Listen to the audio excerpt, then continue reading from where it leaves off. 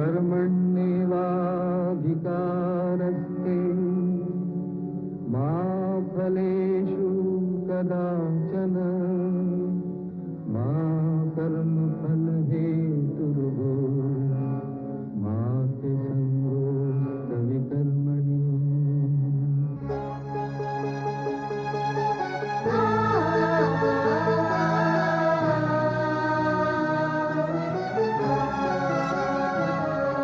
ये औरत है कुदरत का अनमोल तोहफा, ये ममता का सागर, मोहब्बत का दरिया है। हर नस्ल हर देश पर कर्ज इसका बनाया गया, त्याग को फर्ज इसका।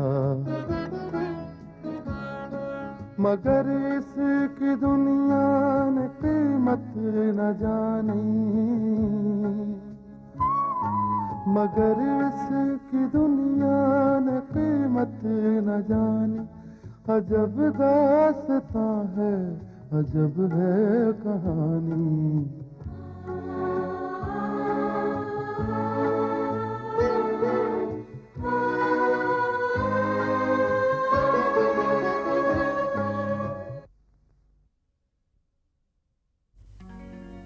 करीम, यहाँ तक आने के लिए बहुत बहुत शुक्रिया।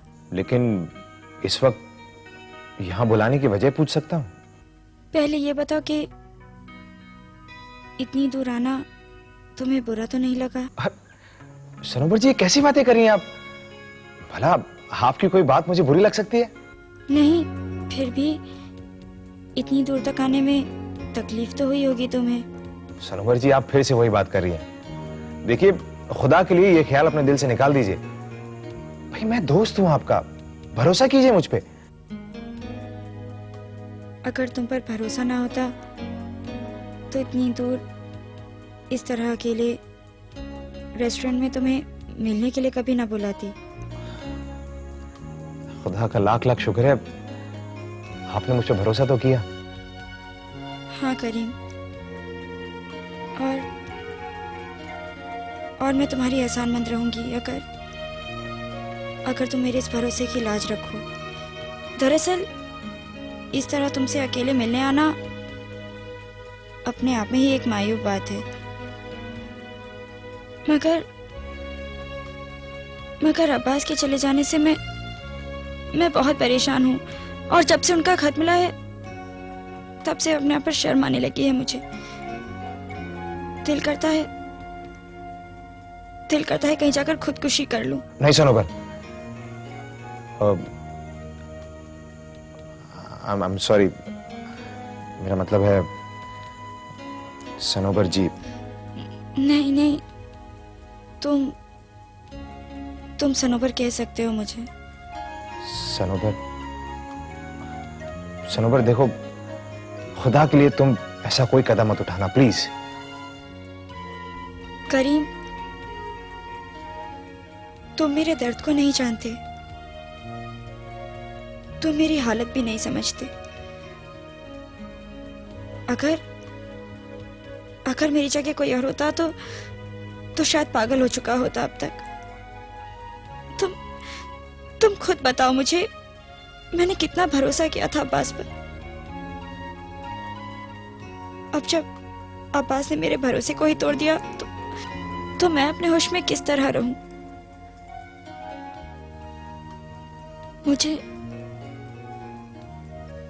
मुझे एक कांधे की जरूरत है जिसके ऊपर सरक कर मैं रो सकूं। सनोबर, मुझे एहसास है तुम्हारे दर्द का। मैं समझ सकता हूं कि तुम्हारे दिल पे इस वक्त क्या गुजर रही है। मैं समझ सकता हूं। मेरे अब्बू अस्पताल में हैं। मेरे घर वाले बहुत परेशान हैं उनके लिए। अब्बास के घर वाले अब्बास के लिए बहुत परेशान हैं। मगर मैं अपनी परेशानी किससे कहूं? तुम मेरे कॉलेज के दोस्त हो, इसलिए उस दिन जज्बात में बहकर मैं मैं तुम्हारे घर चली आई थी और आज भी तुमसे मिलने चली आई। करीम, करीम सच पूछो तो मैं खुदकुशी नहीं करना चाहती। उस बेवफा के लिए मौत नहीं करीम, उस पत्थर दिल पर कोई असर नहीं होगा। हाँ मगर मेरे अब्बू की जान जरूर जा सकती है। मैं उन्हें बहुत प्यार करती हूँ, अपने आप से भी ज्यादा। मैं वो मरहम कहाँ से लाऊं जो मेरे सुलगते हुए जख्मों को थोड़ा सा सुकून दे सके। सनोबर वो कौन सा मरहम है जो तुम्हारे सुलगते हुए जख्मों को ठंडक पहुंचाए? वो कौन सी चीज है सनोबर जो तुम्हें इस गम से निजात दिलाए? मुझे बताओ सनोबर, प्लीज टेल मी। करीम,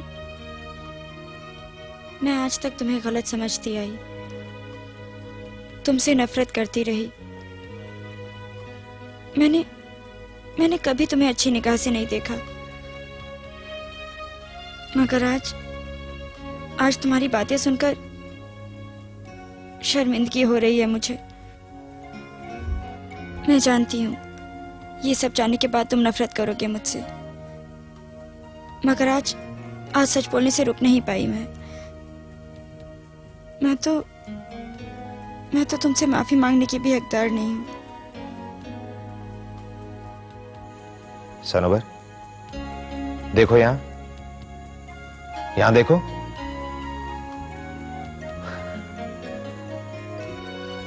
सनोबर, ये करीम वही करीम है जो किसी जमाने में तुम्हारी राह में आंखें बिछाए बैठा रहता था, तुम्हारी खुशी के लिए कुछ भी कर गुजरने को तैयार था, तुम्हारी एक नजर का मुंतजर रहता था। सनोबर, आज मैं अपने आप को बहुत खुशनसीब महसूस कर रहा हूं, क्योंकि मेरी जिंदगी में यह मकाम आया है जब मेरी मोहब्बत की ताबीर मेरे सामने है। सनोबर, आज तक जो कुछ भी हुआ उसे एक डरावना ख्वाब समझ के भूल जाओ। तुमने आज मेरी दोस्ती का इकरार किया है। खुदा कसम, तुम्हारी मुस्कुराहट वापस लाने के लिए मैं अपनी जान तक दे सकता हूं। करीम, मैं जिस हालात से गुजर रही हूं, मैं खुद नहीं जानती कि अगला कदम कहां पड़ेगा मेरा। नहीं सनोबर, ऐसे नहीं। तुम एक बार अपना सर मेरे कंधे पे रख दो, फिर देखना करीम राजा क्या क्या करता है तुम्हारे लिए। करीम, प्लीज ऐसा कुछ मत कहो, ऐसा कुछ भी मत कहो जो मेरी जिंदगी के इर्द गिर्द बने दायरे को तोड़ने पे मजबूर कर दे मुझे। सनोबर, मैं तुम्हारा दोस्त हूं, मुझ पे एक बार यकीन तो करके देखो।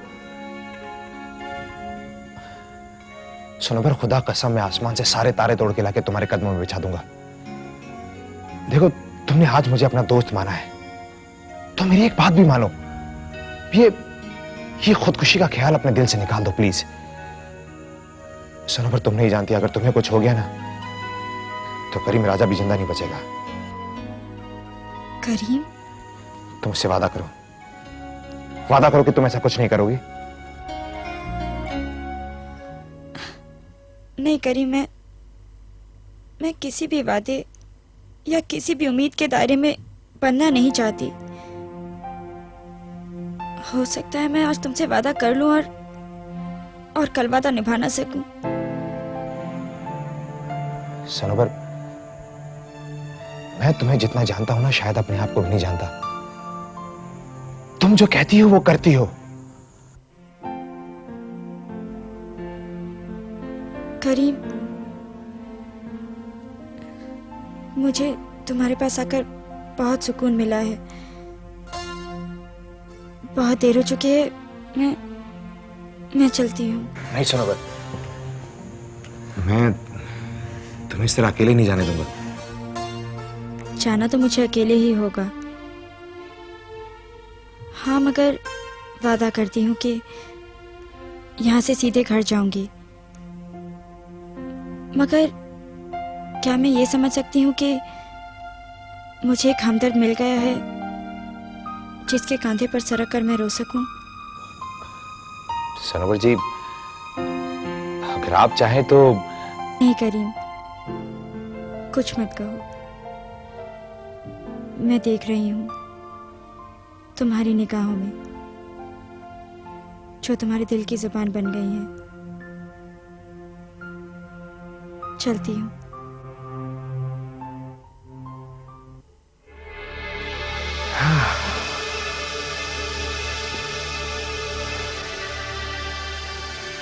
करीम राजा, करीम राजा, तूने कभी सोचा था कि तू अपनी मंजिल के कितने करीब होगा? अरे करीब क्या यार, मंजिल तो खुद चल के तेरे सामने आ गई थी।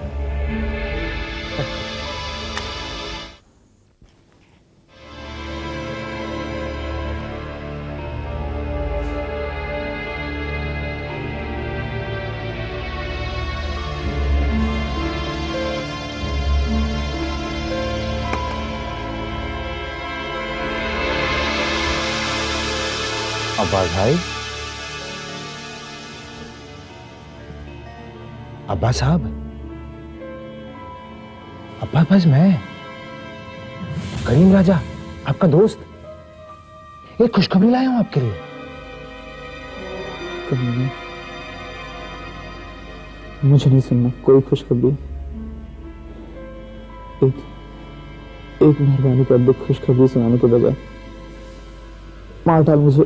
अरे नहीं अब्बास भाई, नहीं, मैं आपको थोड़ी ना मारूंगा। अच्छे, वैसे वैसे तुम्हारा टिकट तो कब का कटा चुका हूं मैं, लेकिन मैं तुम्हें जिंदा रखूंगा। जिंदा रखूंगा मैं तुम्हें एक नजरिया दिखाने के लिए। मुझे नहीं जीना, मार डाल मुझे। अब्बास भाई, तुम इस वक्त जितनी भी सांसें ले रहे हो ना अब्बास, वो सब करीम राजा की मेहरबानी का नतीजा है, समझे? खैर, तुम खुशखबरी तो सुनो। अब्बास, जिस फूल की खुशबू सुनने के लिए मैं परसों से इंतजार कर रहा था, अब वो इंतजार की घड़ियां खत्म हो गई। वो फूल डाल से टूट के सीधा मेरी गोद में आ गया है। तुम्हारी सनूबर, तुम्हारी शरीक हयात, तुम्हारी मंजूरी नजर, जो कभी मेरी कॉन्फिडेंट थी। ज़्यादा तू मेरी जिंदगी के साथ साथ सनोबर की जिंदगी भी बर्बाद करना चाहता है। अब्बास भाई, अब्बास भाई, तुम पहले खुशखबरी तो सुनो। अब्बास, मैंने हालात का रुख मोड़ दिया है।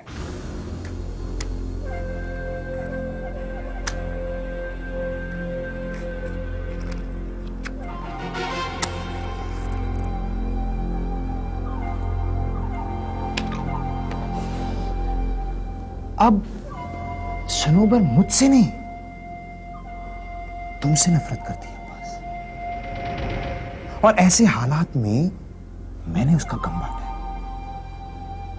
अब वो मुझसे प्यार करती है, और हो सकता है, शायद ऐसा हो सकता है कि कल हमारी शादी भी हो जाए।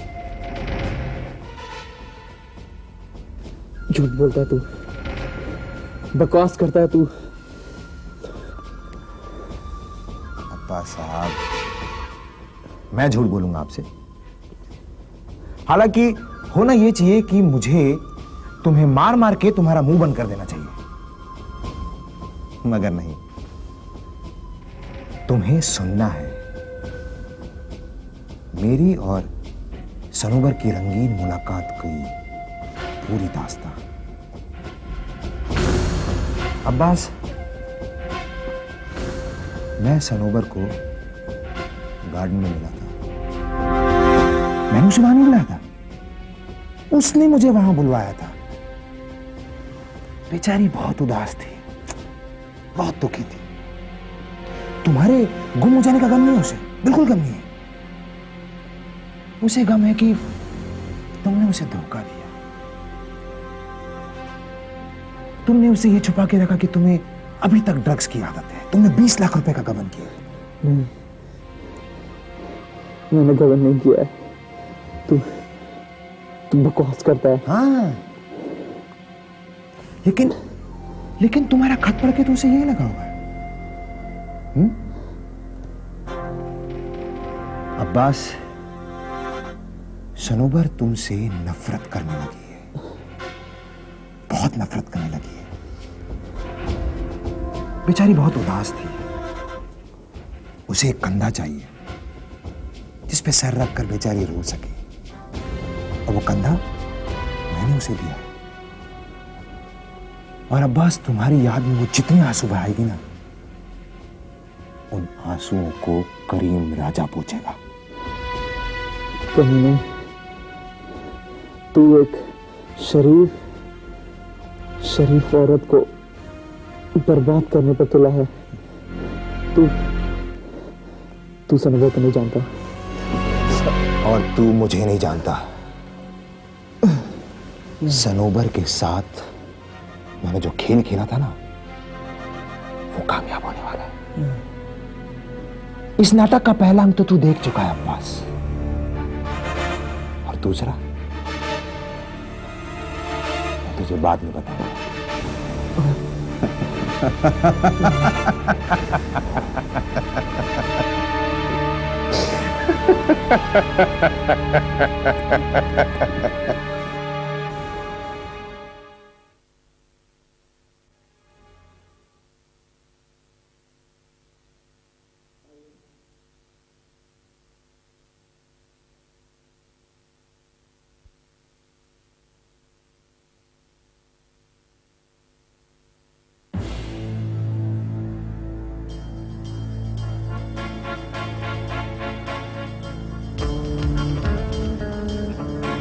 क्या कहने आई हो? मैं कुछ पूछने आई हूं। पूछो। मैं पूछने आई हूं कि विनोद का मामला कहां तक पहुंचा? विनोद का मामला? किस मामले की बात कर रही हो तुम? और किस मामले की? इस हवेली में शहनाइयां कब बज रही हैं? ठकुराइन, तुम्हारा दिमाग खराब हो गया है। अभी हम कुसुम का गम नहीं भूले हैं और तुम इस हवेली में शहनाई की बात कर रही हो। ठाकुर साहब, मैंने कोई गलत बात तो नहीं की। मैंने सुना है कि आजकल आपका बेटा अमेरिकन डॉलर्स की तिजोरी के पीछे दौड़ रहा है, और वो डॉलर्स की तिजोरी इससे पहले भी किसी अमेरिकन को फंसा चुकी है। ठकुराइन! ठाकुर साहब, मैंने तो ये भी सुना है कि उन दोनों की मुलाकातों में आप बढ़ चढ़कर हिस्सा ले रहे हैं। ठकुराइन, तुम्हारे तंज और व्यंग मेरी समझ से बिल्कुल बाहर हैं।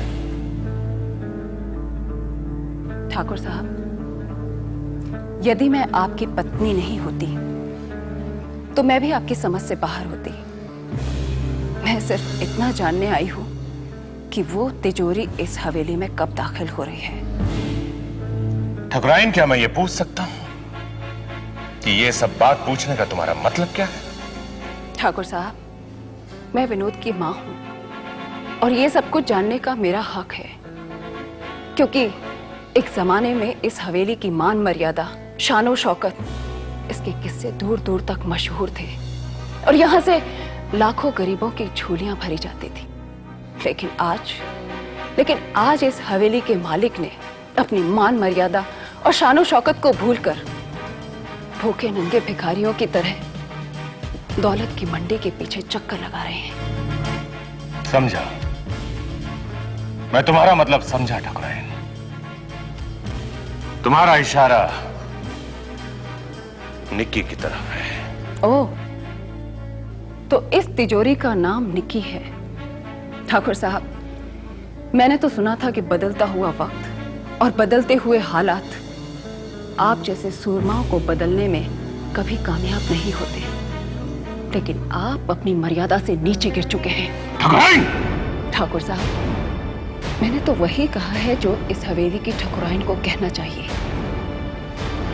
मैं आपसे एक बात पूछना चाहती हूँ कि निकी में ऐसी क्या खासियत है कि आप उसे इस हवेली की बहू बनाने पर तुल गए?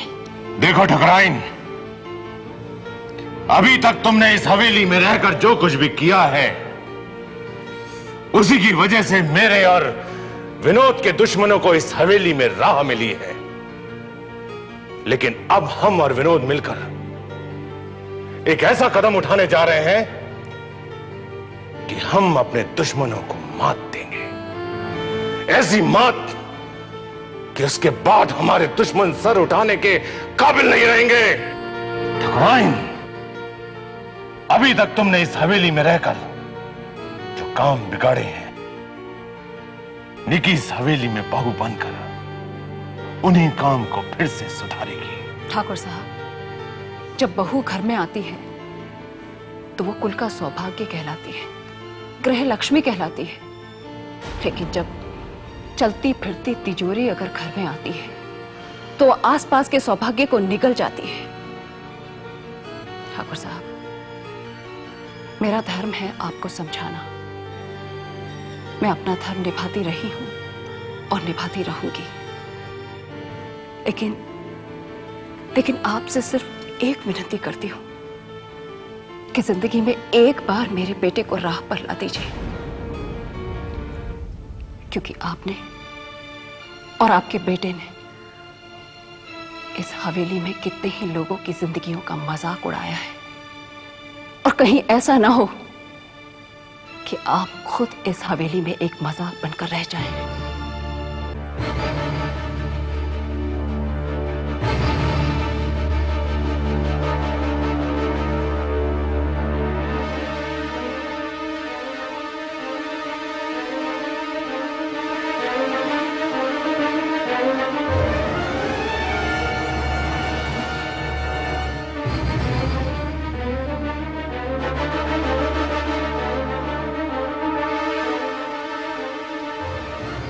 देख लेना ठकुराइन, इस बार वक्त और हालात दोनों हमारे इशारे के गुलाम होंगे।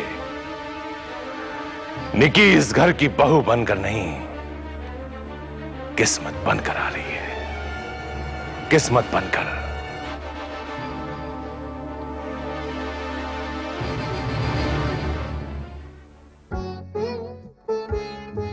है दुनिया में इंसाफ की ये निशानी, अजब दास्तां है, अजब है कहानी।